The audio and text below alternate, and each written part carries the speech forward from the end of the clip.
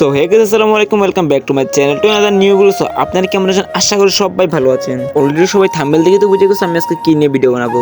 সকাল সকাল ঘুম থেকে উঠে দেখি এত পরিমাণে বৃষ্টি হয়েছে আর কিছুই কইবার মতো নাই, তোমরা নিজেরাই দেখে নাও।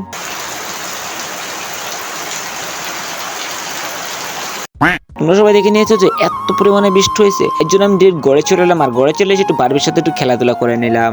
তোমরা সবাই যদি একটু ভালো করে লক্ষ্য করো পাখিটা দেখতে কিন্তু কিরকম, আর আমি কোথায় ছেড়েছি আর কোথায় উঠে গেছে। দেখো বৃষ্টি পড়ার কারণে এদিকে আমার দিদা আর আমার বোন একটা মিলে ওরা লুড্ডু খেলতেছে।